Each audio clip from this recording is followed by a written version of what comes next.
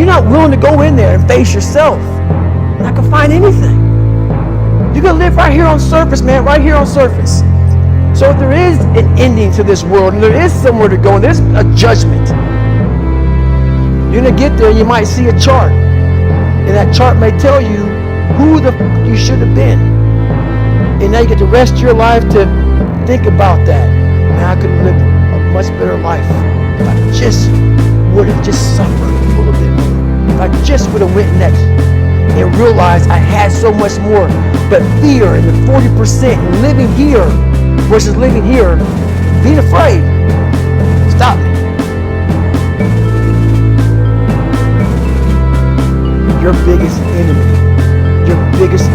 the most important conversation you will ever have in your life is the one you have with yourself. You wake up with it, you walk around with it, you go to bed with it, eventually you're going to act on it. Whether good or bad, you have to. That's why the whole thing about this book I have, it's about you. It is about you. It's strictly about you finding who you are. So many people die, live 100 years, never fucking know who they are. Never know who they are.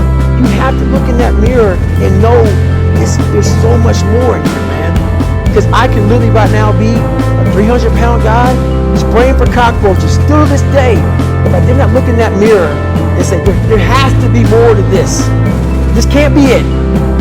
And then willing to go into it, dive deep into it, and give all I have to find it. So that's what all that's about. Let's say there's 10 people in this room, and we're all mediocre. But I'm the best of the mediocre people. I now think I'm great.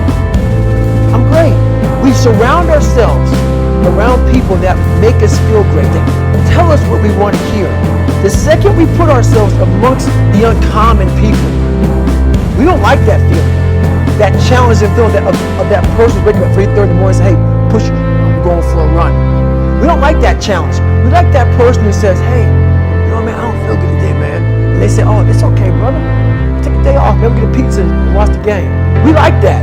We love that feeling. Why? Because you understand, man, we're good, bro. We don't want that motherfuckers like this. Hey, man, no, bro. Get your fucking shit on, man. Stop being a punk. We don't want that in our lives. We don't want that person who's constantly challenging our weaknesses. We want that person who's constantly, making us feel nice and good and secure in ours. That's the mediocrity of life.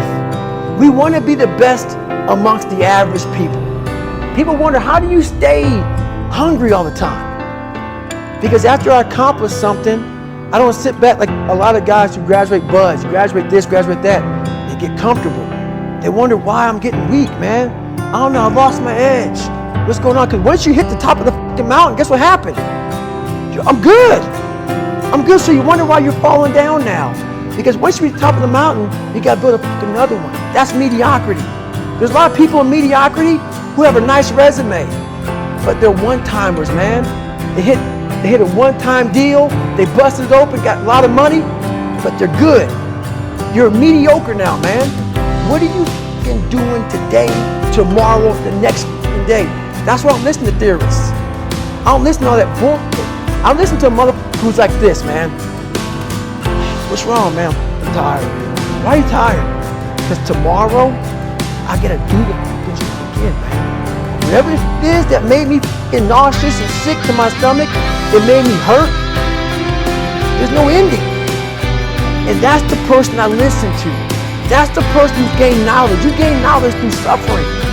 And on the other end of suffering is a world that very few have ever seen. It's a beautiful world, because that's where you find yourself. You don't find yourself in a field.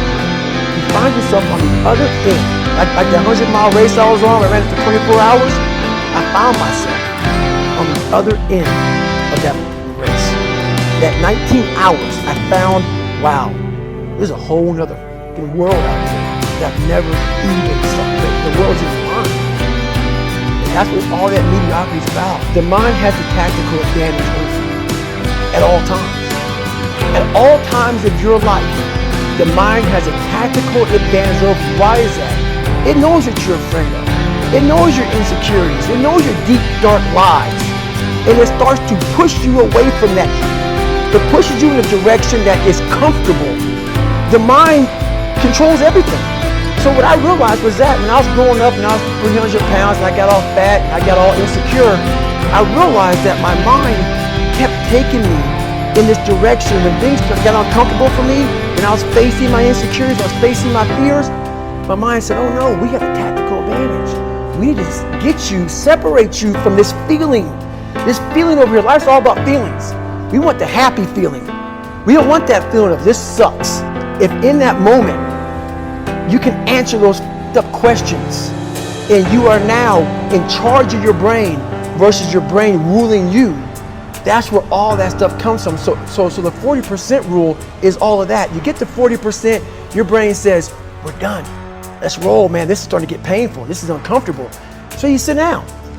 You have to figure out ways, and everybody's different. That's how the book kind of talks about, like we all have these things about, 5 steps to this and 4 steps to this. It's a lot more than that.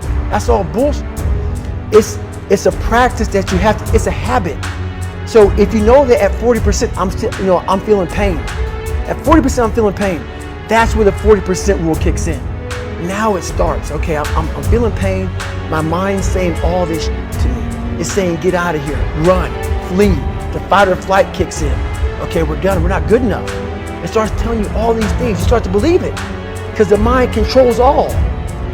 This is the time where you have to gain control back of your mind. It's okay. Let me see if I can go 45%.